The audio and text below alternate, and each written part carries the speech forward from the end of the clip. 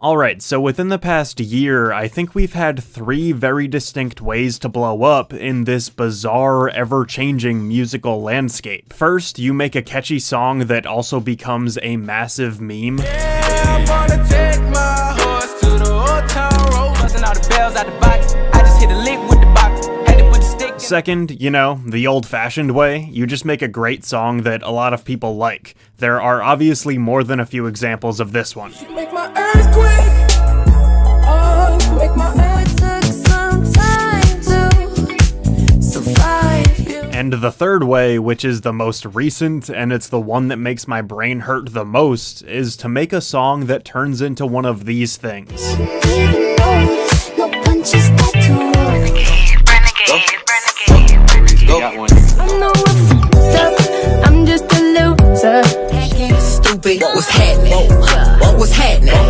I'm a savage. But it's interesting because, to my knowledge, most of these songs weren't made with the idea that they would become TikTok trends. They were semi-popular songs that some TikTok choreographer picked, then they really blew up as the trend blew up. But do you want to know what it sounds like when somebody tries to make a TikTok trend song, aka somebody trying to manufacture success in a way that is comparable to that time when Justin Bieber taught his fans how to hack streaming services, aka, you know, the death of art? This is what that sounds like. Go right foot up, left foot slide, left foot up. I'm sitting here and watching this and listening to this like, really? Really? I really don't know if I've ever seen such a lazy, blatant, embarrassing attempt at somebody saying, money please, attention please, I'm gonna do the absolute bare minimum and hope that keeps cash flowing into my bank account. And this idea got me thinking, when's the last time that Drake really cared about music? It's felt like a long time of him just being good at marketing and not being a passionate musician. And then I remembered that he did start out as an actor, so I mean, clearly he has an interesting perspective when it comes to fame, and he knows how this stuff works. He's been very successful in multiple fields, so should I even be surprised that he's willing to do stuff like this? I mean, within this past decade, Drake has been throwing everything at the wall and seeing what sticks. We can go through examples with his accents and the age-old story of him being a quote-unquote culture vulture. We've had Southern Drake. Miles steady racking up the air miles. Hit the gym, step on the scale, stare at the number. Then there was Toronto Drake. It's like mans are on the road, it feels like anybody's a target, you know? You just don't know like where it's gonna come. Full-on Jamaican Drake was very interesting. Thing set, the thing dead, and trust me, headshot to them bomb. United Kingdom Drake seemed pretty forced. With tune on repeat. Thought he was a bad boy then till man got pinched and man went PC. And Spanish Drake was just downright confusing. To go along with this idea, we can go through Drake's sloppy history of borrowing the sounds and styles of whoever he wants. As Earl Sweatshirt put it in a series of tweets about Drake in 2015, the line between paying homage and wave riding is a blurry one. A lot of people don't like the story of Drake remixing the song Sweeter Man by Ram Riddles without really giving the original musician any props.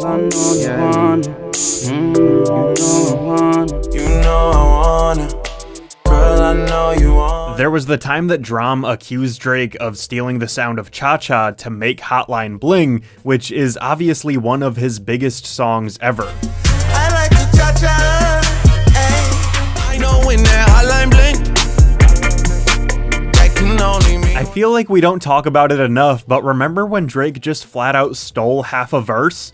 Like, pretty much word for word? She got a buddy named SB12, now you know the deal. She got a buddy named Young JB, and now you know the deal. We gets freaky in the studio late night. That's why the beats that you hear coming real tight. We turned up in the studio late night. That's why the songs that you hear coming real tight. A lot of fools put salt in the game to where these women get the notion that they running the game. A lot of fools putting salt in the game until these women get the notion that they running the game. Many people agree that Drake's most critically acclaimed album, Take Care, was pretty much copying the sounds of The Weeknd's Trilogy. He hopped on the Migos wave when they were blowing up. Fetty Wap and My Way was a thing, there was Tuesday with Makonnen, that joint album with Future came at a very specific time, and so on. Obviously, some of these examples are much more negative than others. Drake stealing Hotline Bling from Drum and that blatant copyright infringement on Who Do You Love is terrible, and there's no way around it. But Drake seeing talented musicians blowing up, hopping on a remix, and making both parties more famous in the process,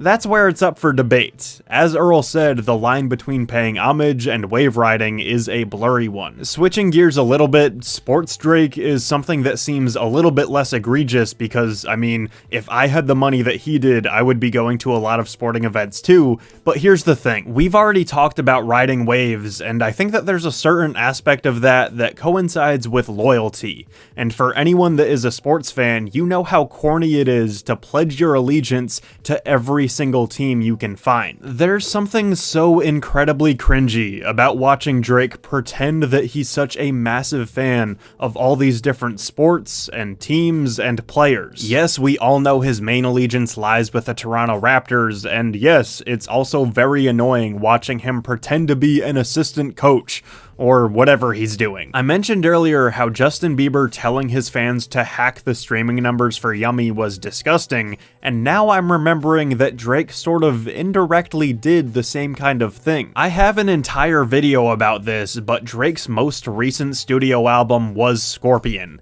a 25-track, hour-and-a-half-long double album that I am 100% convinced was only made for monetary gain. There are only a couple decent songs on this massive album, and I think you can guess why. In this era of streaming, musicians get paid more and get more promotion for every stream they get. So from Drake's perspective, why would he take the time to create 10 great tracks when he could make 25 songs that all blend in with one another? He's getting more bang for his buck. All his stans are happy because quantity is probably more important than quality when they love anything and everything that this guy makes, and I could go on and on. If you see a musician put out an album this big and all of it sounds the same, this is probably what they're doing. And again, I'm trying to go back to one of my original questions. When's the last time Drake actually cared about the music and not about marketing himself to stay relevant while doing the bare minimum? Then I remembered what his last project was, and I think I started laughing out loud like a madman.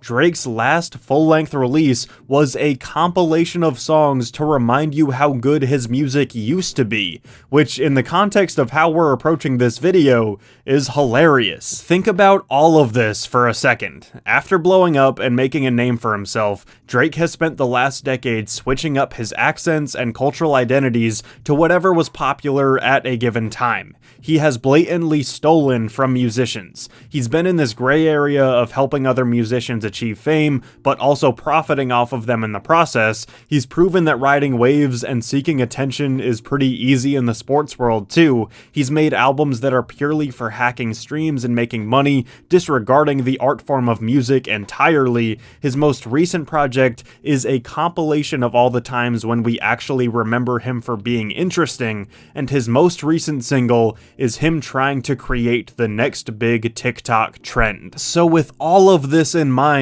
I ask you this. Is Drake a genius marketer, or is he just a scam artist? I think that specifically asking hip-hop fans this question is fascinating. Rap fans are very, very passionate about two opposing ideas within this topic. On one hand, there's always talk of respecting the culture and being accepted in the game. Whenever some 13-year-old SoundCloud rapper says that Tupac is boring, half of the rap community has a brain aneurysm. But then because rap, more than any other genre, is about starting from the bottom, see what I did there? The idea of cynicism in hip-hop is interesting. Rappers can be celebrated for securing the bag by whatever means necessary by some fans, and then vilified by others for doing the same exact thing. When people bring up Quentin Tarantino, for example, half of the crowd will talk smack about how he steals his ideas from other directors. The other half will say, but did you see how cool it was that he stole those ideas and put his own spin on them? Whether we're talking about Tarantino or Drake, they might be geniuses, they might be scam artists,